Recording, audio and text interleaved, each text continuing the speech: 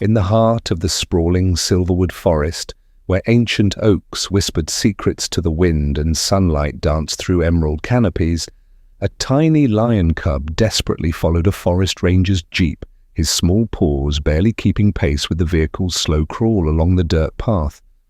Officer Marcus Thompson, a veteran forest cop with 20 years of service protecting these wilderness areas, noticed the persistent golden shadow in his rearview mirror and felt his heart twist with an emotion he couldn't quite name.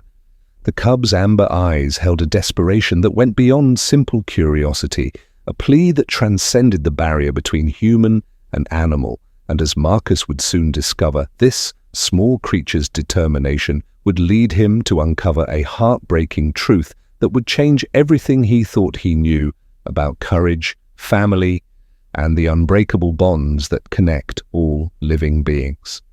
Like and subscribe if you're enjoying this story, and let us know where you're watching from in the comments below. Marcus Thompson had patrolled these forest roads for 2 decades, his weathered hands gripping the steering wheel of his ranger vehicle as he made his routine rounds through the protected wilderness area. The morning mist still clung to the valley floor when he first spotted the lion cub, no more than 3 months old by his estimation, stumbling out from behind a cluster of ferns near mile marker 17. At first, Marcus assumed the cub had simply wandered too close to the road and would quickly retreat back into the safety of the undergrowth, but as he slowly drove past, maintaining the required distance from wildlife, he noticed something peculiar in his mirrors. The cub wasn't retreating. Instead, the small creature was following him, its tiny legs working furiously to keep up with the vehicle's pace. Marcus pressed gently on the brake, bringing his jeep to a stop, and watched through his side mirror as the cub continued its approach, those golden eyes never leaving the vehicle. There was something different about this encounter, something that made the hair on the back of Marcus's neck stand up, not from fear, but from an inexplicable sense of urgency that seemed to radiate from the small animal. Protocol dictated that he should continue driving, that human intervention with wildlife, especially predators, should be minimal, but the cub's behavior was so unusual, so deliberately focused, that Marcus found himself unable to simply drive away. The cub sat down about 10 feet from the vehicle, its small chest heaving from the exertion, and let out a sound that was somewhere between a mew and a cry. Marcus had heard many animal calls in his years of service, but this one carried a weight that made his chest tighten.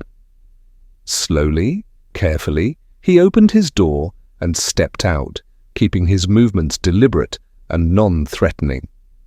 The cub didn't flee. Instead, it stood up and took a few tentative steps toward him before stopping again, turning its head back toward the forest, then looking at Marcus once more. "It wants me to follow," Marcus thought, the realization hitting him with startling clarity. The cub repeated the gesture, taking a few steps toward the tree line, then looking back at Marcus with those impossibly expressive eyes.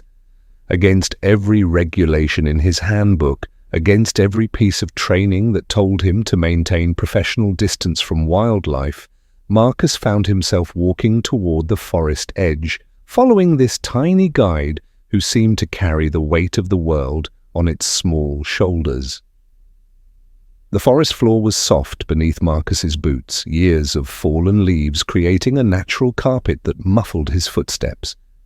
The cub moved with purpose now, occasionally glancing back to ensure Marcus was still following, leading him deeper into the wilderness along what appeared to be a barely visible game trail. Shafts of morning sunlight pierced through the canopy above, creating pools of golden light that the cub passed through like a spirit guide, leading him toward some unknown destination. They had been walking for nearly 15 minutes when Marcus heard it, a low, pained sound that made his blood run cold. It was the unmistakable groan of an injured animal, and as they crested a small rise and descended into a hidden ravine, Marcus saw the source. There, partially concealed beneath a fallen log and a tangle of thorny vines, lay a magnificent lioness, her golden coat marred by dark stains that Marcus immediately recognized as blood. The cub rushed forward, nuzzling against the lioness's face, letting out small, desperate mews that needed no translation. Marcus approached slowly, his trained eye quickly assessing the situation. The lioness's breathing was labored, her eyes glazed with pain, and as he carefully moved aside some of the vegetation, he saw the source of her injury. A poacher's snare made of cruel wire that had cut deep into her hind leg, the metal having twisted and tightened with every movement she had made, trying to free herself. The wound was infected, angry red streaks radiating from the point of injury, and Marcus knew that without immediate intervention, this magnificent creature would die a slow, agonizing death. The lioness's eyes found his, and in them Marcus saw not the wild fury of a trapped predator, but something far more human, a mother's desperate plea for help, not for herself, but for the small cub that pressed against her side.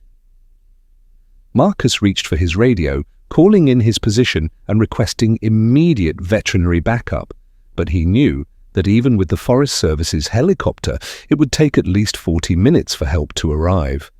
40 minutes that this lioness might not have. Working with practiced efficiency, Marcus retrieved the emergency medical kit from his backpack, supplies meant for human injuries, but which might buy the lioness precious time. The wire snare would need to be cut, but first he had to ensure the lioness understood he meant no harm. Speaking in low, soothing tones, the same voice he had used years ago when his own daughter had been frightened by thunderstorms, Marcus slowly extended his hand toward the lioness. The great cat tensed, a low growl rumbling in her chest, but the cub moved between them, pressing its small body against its mother's face, making soft sounds that seemed to calm her.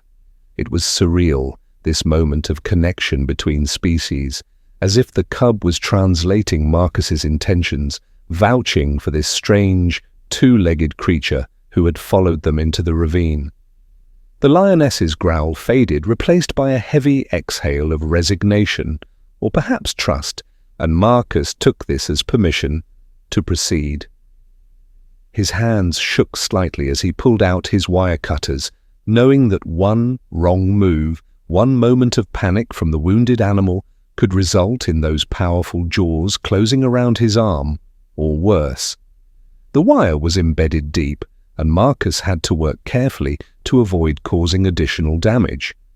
Each snip of the cutters made the lioness flinch, her muscles tensing beneath her golden coat, but she remained still, her eyes locked on her cub, who had positioned itself where she could see it, offering what comfort it could.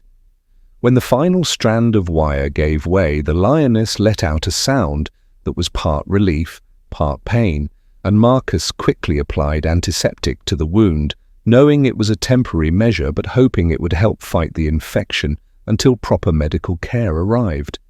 As he worked, Marcus found himself talking to both animals, telling them about his years in the forest, about the time he had rescued an eagle with a broken wing, about his daughter Sarah, who was studying to become a veterinarian herself. The sound of his voice seemed to calm them, or perhaps it calmed him, creating a bubble of peace in this small ravine where the usual rules of predator and prey, human and wild animal, seemed temporarily suspended. The cub had curled up against its mother's uninjured side, but its eyes remained fixed on Marcus, watching every movement with an intelligence that seemed beyond its young age. When Marcus finished applying the temporary bandage, the cub stood and walked over to him, rubbing its small head against his leg in what could only be interpreted as gratitude. The gesture was so unexpected, so genuinely touching, that Marcus felt tears prick at the corners of his eyes. The sound of the approaching helicopter broke the spell, its rhythmic thrum growing louder as it approached their position. Marcus had given precise coordinates, and within minutes he could see the veterinary team rappelling down through a gap in the canopy, bringing with them the equipment needed to properly treat and transport the injured lioness. Dr. Rebecca Chen, the Forest Service's chief wildlife veterinarian, quickly took charge of the scene, her experienced hands examining the lioness with professional efficiency, while her assistant prepared a sedative that would allow them to move her safely. But as the team prepared to administer the sedative, a new problem arose. The cub, sensing that something was about to happen to its mother, became agitated, positioning itself protectively in front of the lioness and letting out surprisingly fierce little roars that would have been comical in any other situation. Dr. Chen looked at Marcus with concern, knowing that they couldn't treat the mother with the cub interfering, but also understanding that forcibly separating them could cause trauma to both animals. Marcus knelt down, extending his hand toward the cub, the same cub that had trusted him enough to lead him here. The small animal looked at him, those amber eyes holding a mixture of fear and hope, and Marcus spoke softly, making promises he hoped he could keep about keeping them together, about making sure its mother would be okay. Whether the cub understood his words or simply trusted the tone of his voice, it slowly moved aside, though it kept one small paw touching its mother's side. The sedative worked quickly, and soon the lioness was being carefully lifted onto a specialized stretcher designed for large animal transport. The cub watched with obvious distress as its mother was prepared for transport, and Marcus made a decision that would have career implications but felt absolutely right in the moment. He scooped up the cub, feeling its small heart racing against his chest, and declared that the cub would be coming with them, that separating them now would be cruel and potentially dangerous for both animals' recovery. The helicopter ride to the Wildlife Rehabilitation Center was unlike anything Marcus had experienced in his 2 decades of service.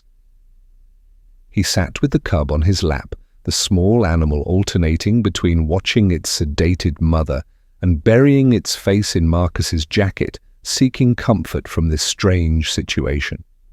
Dr. Chen monitored the lioness's vital signs, occasionally calling out updates that were cautiously optimistic. The infection was severe but hadn't reached the point of no return, and with proper antibiotics and care, there was a good chance of full recovery. The rehabilitation center was a sprawling complex hidden deep in the forest, designed to treat and house injured wildlife until they could be released back into their natural habitat.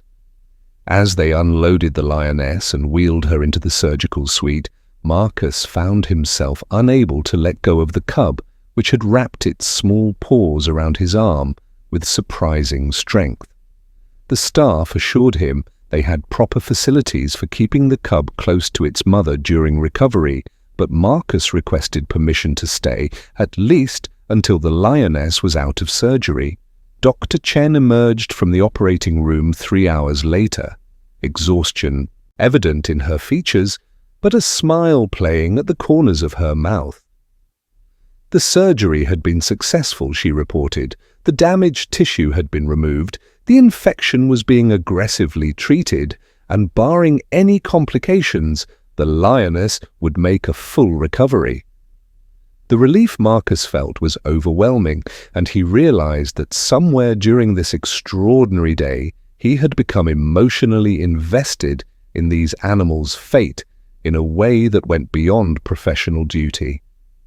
The cub was allowed to see its mother in recovery, and the scene that followed would remain etched in Marcus's memory forever.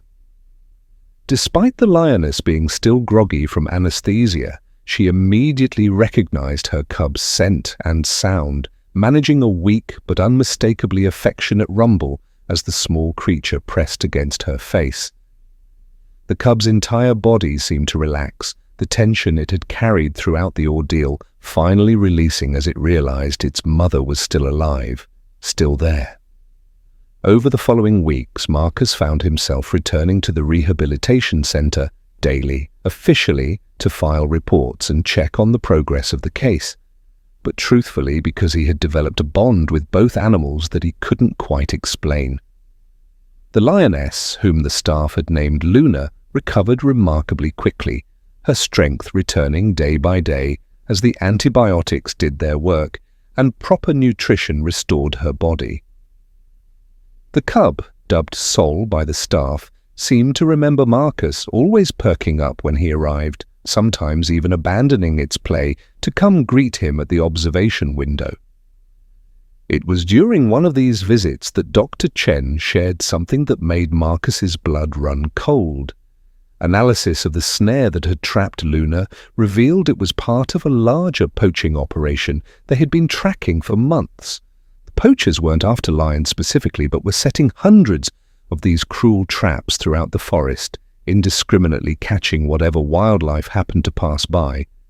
Many animals died slow, agonizing deaths, and the few that were found were usually beyond saving.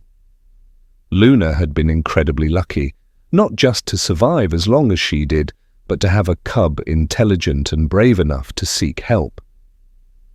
The revelation transformed Marcus's relief into determination.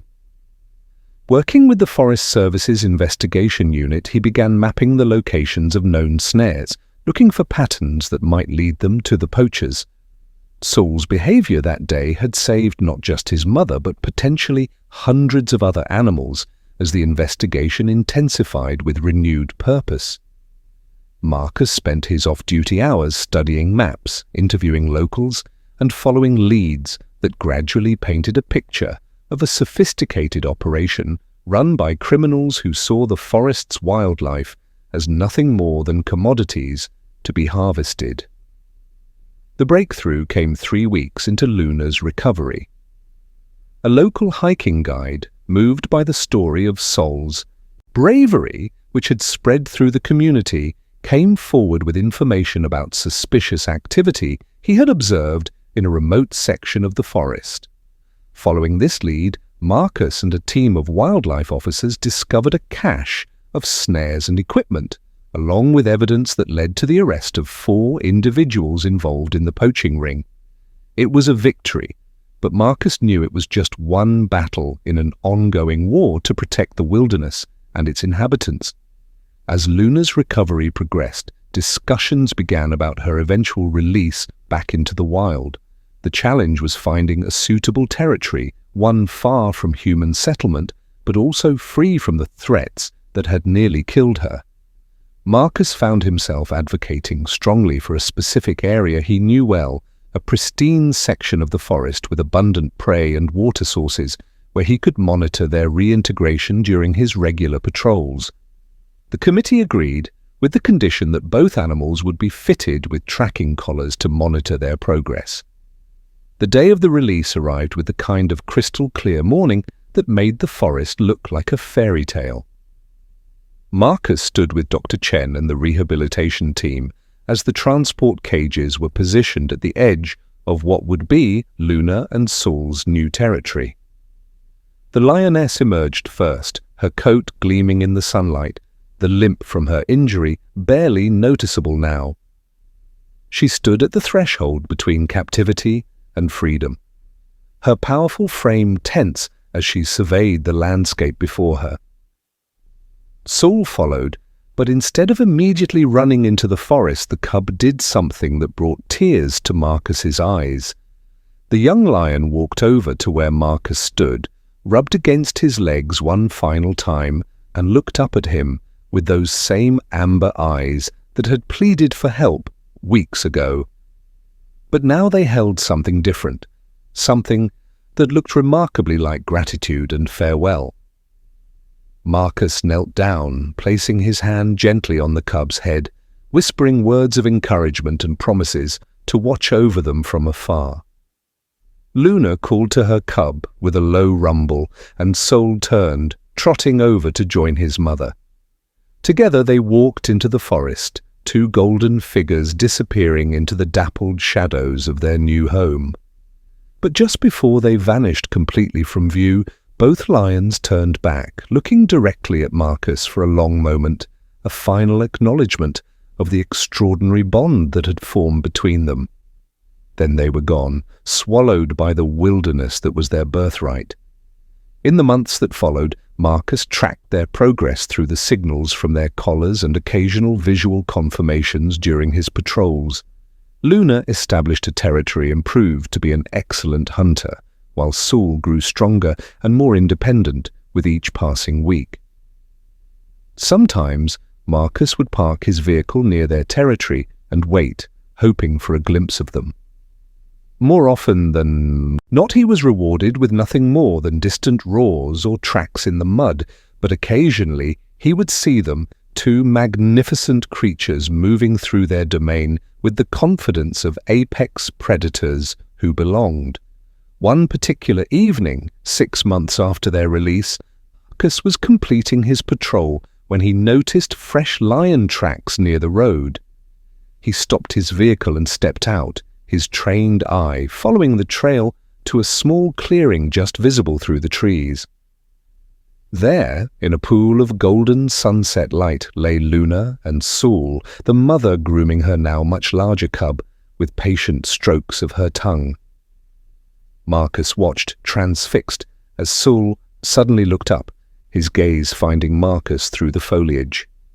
For a moment, predator and protector regarded each other, and Marcus could have sworn he saw recognition in those amber eyes. Saul stood and took a few steps toward Marcus's position, causing Luna to raise her head and follow her cub's gaze. When she saw Marcus, the lioness didn't growl or show any sign of aggression. Instead, she simply watched him with what seemed like calm acknowledgement, as if she too remembered the human who had saved her life. The moment stretched, peaceful and profound, 3 souls connected by an experience that had transcended the usual boundaries of species. Then Luna stood, nudged Saul gently, and led him deeper into the forest, but not before both lions looked back one more time, a final glance that felt like a thank you across the divide of language and species. The story of Saul and Luna became legend in the Forest Service, told to new rangers as an example of why their work mattered, of the unexpected connections that could form between humans and wildlife when compassion overcame protocol. Marcus continued his patrols, his watchful presence ensuring that the area remained free from poachers and other threats. He never saw Saul and Luna that close again, though he occasionally found evidence of their presence, a killed deer expertly cached, fresh tracks by the river, territorial markings on prominent trees. 2 years passed and Marcus was nearing retirement when he received an excited call from Dr. Chen. The tracking data showed that Luna had established a den in a rocky outcropping not far from where she had been released, behavior consistent with pregnancy. The news filled Marcus with a joy he couldn't quite explain, knowing that the life he had helped save was now creating new life, continuing the cycle that poachers had nearly broken. He requested and received permission to set up a remote camera near the den site, hoping to document this new chapter in Luna's story. The footage that came back exceeded all expectations. Luna had indeed given birth to 3 healthy cubs who tumbled and played around the den, while their mother watched with patient indulgence. But it was Saul who stole the show in the videos. Now a young adult male, he had stayed unusually close to his mother's territory and was seen bringing her kills, helping to feed his younger siblings in a display of familial cooperation rarely observed in lions. It seemed that the bond forged through their shared trauma had created an unusually close family unit. Marcus spent hours watching the footage, marveling at how Saul had grown into a magnificent male lion, his mane beginning to darken around his face, his frame powerful and impressive. But even in his adult form, Marcus could still see traces of the desperate cub who had refused to give up on his mother, who had somehow known that the strange human in the metal vehicle might be their only hope. The intelligence and determination that had saved Luna's life remained evident in Saul's behavior, in the way he seemed to organize hunts, in his protective stance when other predators approached too close to the den. One video in particular captured a moment that perfectly encapsulated Saul's character. A hyena pack had discovered one of Luna's kills and was attempting to drive her and the cubs away from it. Saul appeared from nowhere, placing himself between the hyenas and his family, his roar echoing through the forest with such authority that the scavengers retreated without a fight. It was a display of courage and family loyalty that reminded Marcus of that first day when a tiny cub had chosen to trust a human stranger rather than let his mother die alone. As Marcus prepared for his retirement ceremony, he requested one final patrol through Luna and Saul's territory. The Forest Service granted his request, understanding the special connection he had with these particular animals. On a misty morning that reminded him of the day it all began, Marcus drove slowly along the familiar dirt road, his eyes scanning the tree line with the practiced observation of 2 decades of service. He had almost completed the circuit when he saw them. Not just Luna and Saul, but the entire family, all 5 lions resting in a sunny clearing visible from the road. Marcus stopped his vehicle and stepped out, maintaining a respectful distance but close enough to see them clearly. Luna was lying on her side, the 3 cubs playing around her, while Saul sat regally on a small rise, surveying his domain. As if sensing Marcus's presence, Saul turned his great head toward him, and their eyes met across the distance. What happened next would become the part of the story Marcus treasured most in his retirement years. Saul stood and walked toward him, not aggressively, but with purpose, stopping about 30 feet away. The magnificent lion sat down and looked at Marcus with those same amber eyes that had once pleaded for help, but now held strength, confidence, and something that looked remarkably like gratitude. Luna raised her head to watch but showed no concern, as if she too recognized this moment for what it was, a farewell between friends who had saved each other in different ways. Marcus felt tears streaming down his face as he looked at the lion he had watched grow from a desperate cub to a protective brother to a magnificent adult. Saul remained still for a long moment, then tilted his head back and released a roar that seemed to shake the very air, a sound that was greeting, farewell, and tribute all at once. The cubs stopped playing to watch, and Luna added her voice to her son's, creating a harmony that echoed through the forest like a blessing. When the echoes faded, Saul turned and walked back to his family, but not before looking over his shoulder one last time, a gesture so reminiscent of that first day that Marcus had to grip his vehicle for support. The entire family then moved into the deeper forest, Saul leading the way with his younger siblings tumbling after him, Luna bringing up the rear with the patient stride of a mother who had seen much but survived it all. Marcus stood there long after they had disappeared, the forest around him alive with bird calls and rustling leaves, but somehow feeling emptier without them. He thought about the journey that had brought them all to this moment, from a desperate cub's plea for help to a thriving family group that would continue to inhabit these forests for generations to come. The tears on his cheeks weren't just from sadness at saying goodbye, but from the overwhelming privilege of having been part of something extraordinary, a reminder that sometimes the rules were meant to be broken, that compassion could bridge the gap between species, and that courage came in all sizes, sometimes as small as a 3-month-old cub who refused to let his mother die. The drive back to the station was quiet, Marcus's mind replaying every moment of his connection with Saul and Luna. His colleagues had organized a surprise retirement party, complete with a cake decorated with fondant lions that made him laugh through fresh tears. Dr. Chen presented him with a framed photograph taken from the remote cameras, showing Saul and Luna in their prime, and announced that the Wildlife Rehabilitation Center was naming their large cat recovery ward in his honor. But the greatest surprise came when his daughter Sarah arrived, having flown in from veterinary school to attend his retirement. She had brought with her a leather-bound journal filled with her own observations and sketches from the times she had accompanied him to see Luna and Saul during their recovery. On the first page, she had written a dedication that reduced the room full of hardened forest officers to tears.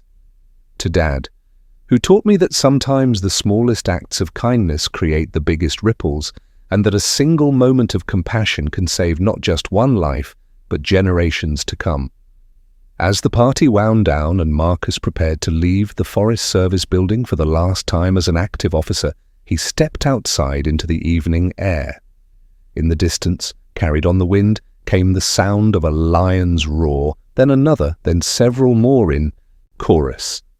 It could have been any lions, the forest was full of them, but Marcus knew in his heart that it was Saul and his family offering their own farewell to the man who had answered a cub's desperate plea for help. The local news picked up the story, and soon Marcus found himself reluctantly famous as the lion cop, invited to speak at conservation conferences and schools about his experience. He always emphasized that he had simply done what anyone with a heart would have done, but privately, he knew it was more than that. It was about recognizing that moment when the universe presents you with a choice to make a difference, and having the courage to act, even when it goes against protocol, even when it seems impossible. Years later, long into his retirement, Marcus would occasionally return to the forest as a volunteer educator, leading groups of children on nature walks and teaching them about the delicate balance of the ecosystem. He would tell them about Saul and Luna, about the importance of protecting wildlife from poachers and habitat destruction, but mostly he would tell them about courage, the courage of a small cub who wouldn't give up on his mother, and the courage it takes for humans to see beyond the boundaries of species to the universal bonds of family and love that connect all living things. On one such educational walk, 5 years after his retirement, Marcus led a group of particularly enthusiastic third graders along a trail that skirted the edge of what had been Saul and Luna's territory. As he was explaining the importance of observing wildlife from a respectful distance, one of the children tugged on his sleeve and pointed toward a ridge above them. There, silhouetted against the morning sky, stood a magnificent male lion with a full, dark mane, watching them with calm interest. Marcus's heart skipped a beat as he recognized the distinctive notch in the lion's left ear, a small scar from some long-ago adventure. It was Saul, now in his prime, a dominant male who had claimed a vast territory and, according to recent reports, had sired cubs of his own with a female from a neighboring pride. The children gasped in awe as Saul regarded them for a long moment, then turned and disappeared over the ridge with the fluid grace that only apex predators possess. One little girl, her eyes wide with wonder, asked Marcus if he thought the lion had recognized him. Marcus smiled, thinking of all the times over the years when he had caught glimpses of Saul or found evidence of his presence always near, always watching. "I think," he told the children, "that some friendships transcend words and species. That lion and I, we saved each other once, and connections like that, they never really end." The Forest Service documented that Saul lived an unusually long life for a wild lion, reaching the remarkable age of 18 before his tracking collar stopped transmitting. Marcus was 73 by then, but he insisted on being part of the team that searched for him. They found Saul's remains in a peaceful grove not far from where Marcus had first followed him as a cub, as if the great lion had chosen to end his journey where it had truly begun. The team observed a moment of silence as Marcus knelt beside the remains of the lion, who had been so much more than just another animal in the forest.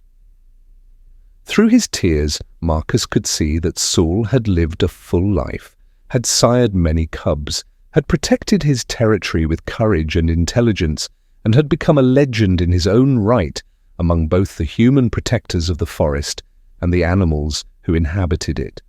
They buried Saul in that grove, marking the spot with a simple stone that bore no words but didn't need any. Those who knew the story would understand, and those who didn't wouldn't disturb the peace of the place.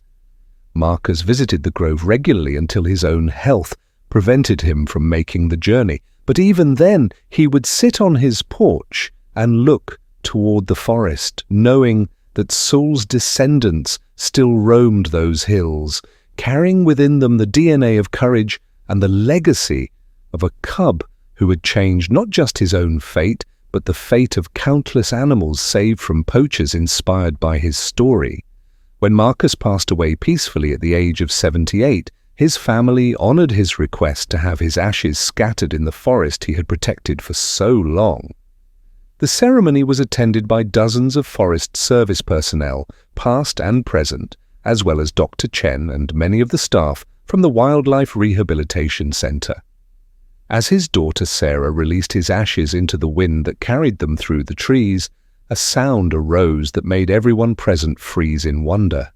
From somewhere in the forest came the roar of lions, first one, then another, then many, creating a chorus that seemed to fill the entire valley. It lasted for nearly a minute, a primal symphony that spoke of territories claimed, families protected, and perhaps, just perhaps, a final tribute to a man who had once answered a cub's call for help. Sarah would later swear that she saw a flash of golden fur through the trees, a young lion watching from a safe distance, but whether it was one of Saul's many descendants or simply her grief painting the forest with memory, she couldn't say. The story of Marcus, Saul, and Luna became required reading at the Forest Service Academy, a reminder that conservation was about more than just managing resources and enforcing regulations. It was about recognizing the individual lives within the ecosystem, understanding that each animal had its own story, its own struggles, and its own capacity for connection. The Marcus Thompson Wildlife Protection Fund, established by his daughter, provided resources for anti-poaching efforts and wildlife rehabilitation, ensuring that other animals would have the chance that Luna had been given. The forest continued its ancient rhythms, seasons, turning generations of animals being born, living, and dying within its sheltered valleys and ridges.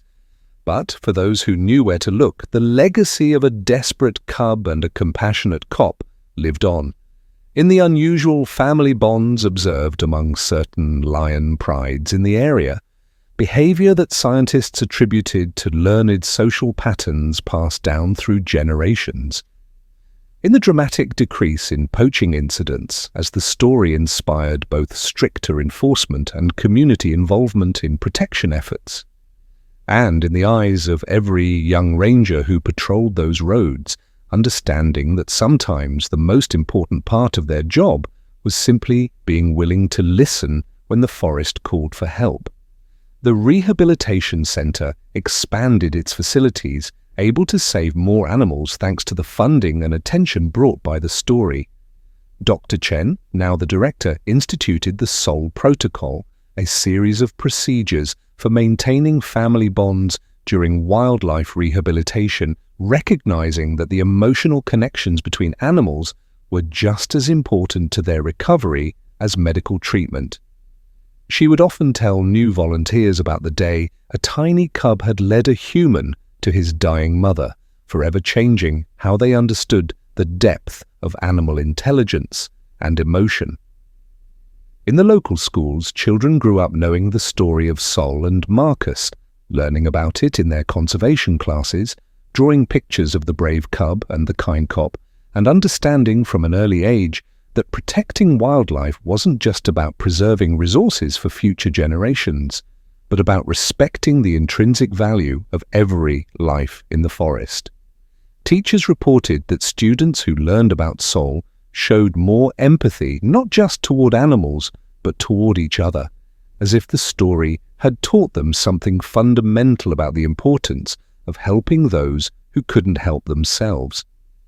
The grove where Saul was buried became an unofficial pilgrimage site for conservation workers and wildlife enthusiasts, though it remained unmarked on any official map. Those who found it often left small tokens, not flowers or human artifacts that might disturb the ecosystem, but things like smooth river stones arranged in patterns or careful sketches tucked into tree hollows, tributes to a lion who had bridged two worlds and to the man who had answered his call. 20 years after Saul's death, a graduate student studying lion behavior in the area made a remarkable discovery. Using advanced genetic analysis, she traced an unusual behavioral trait, exceptional problem-solving abilities combined with a tendency toward cooperative family structures, to a single ancestral line that originated with Luna and was passed down through Saul to his many descendants. The trait had become so successful that nearly 40% of the lions in the region carried it, creating what some scientists called a cognitive revolution in the local lion population. The student's professor, who had been a young ranger when Marcus was still active, smiled when he read her findings. He told her about the day he had watched Marcus follow a tiny cub into the forest, breaking every rule in the book because something in the animal's eyes had spoken to something in the man's heart. The professor explained that what she had discovered wasn't just an interesting genetic quirk, but proof that individual actions, whether by human or animal, could ripple through time in ways that no one could predict. The story took on new dimensions as researchers realized that Saul's intelligence hadn't been unique, but had been nurtured by the experience of his mother's rescue, that his unusual family loyalty had been shaped by the trauma and triumph of those early months, and that these learned behaviors had been passed down not just genetically, but through social learning to his offspring and their offspring in turn. It was evolution in real time, shaped by the intersection of human compassion and animal intelligence. As the forest entered a new century, facing challenges that Marcus could never have imagined, from climate change to urban encroachment, the principles he had embodied became more important than ever. Young conservationists studied not just his actions but his philosophy, that every individual animal mattered, that the rules were important but compassion was more important, and that sometimes the smallest voices, even the mew of a desperate cub, carried the most important messages. The technology changed, with satellite tracking replacing radio collars and AI-powered cameras providing unprecedented insights into animal behavior, but the core mission remained the same. Rangers still patrolled those dirt roads, still watched for signs of poachers, and still remained open to the possibility that at any moment they might be called upon to make a choice that could change everything. And when they faced those moments, they remembered Marcus Thompson, who had shown them that being a protector of the wild meant being willing to see beyond the divide between human and animal to the shared experience of life that connected all beings. In the end, the story of Saul and Marcus became more than just a tale of rescue and survival. It became a testament to the power of empathy to transcend species, the importance of individual action in conservation, and the profound truth that saving one life could indeed save generations. The forest that had witnessed their extraordinary friendship continued to thrive, protected by people who understood that they were guardians not just of trees and territory, but of the countless individual stories playing out beneath the canopy, each one deserving of compassion, respect, and, when needed, intervention. The final chapter of their story was written not in words, but in the living legacy of healthy lion prides roaming protected forests, in the eyes of children who grew up knowing that kindness to animals was a mark of true strength, and in the quiet dedication of those who chose to spend their lives protecting the wild places of the earth.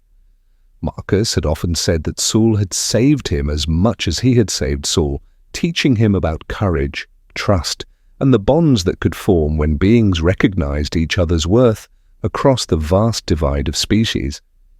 And so the forest remembered them both, the cop who had listened when a cub called for help, and the lion who had trusted a human with his mother's life.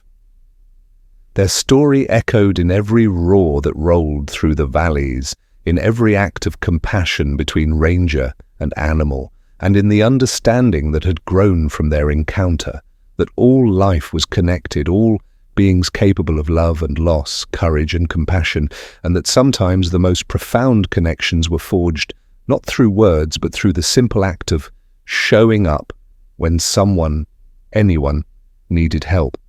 The tears that Marcus had shed that day when he first understood why Saul had followed him, when he had seen Luna dying in that ravine, had watered seeds of change that grew into a forest of possibility. Every animal saved because of strengthened anti-poaching efforts, every cub that survived because rehabilitation techniques had improved, every child who chose compassion because they had heard the story, all of these were part of Saul and Marcus's legacy. Proof that one moment of connection between a desperate cub and a willing human could indeed change the world. One life, one choice, one act of kindness at a time.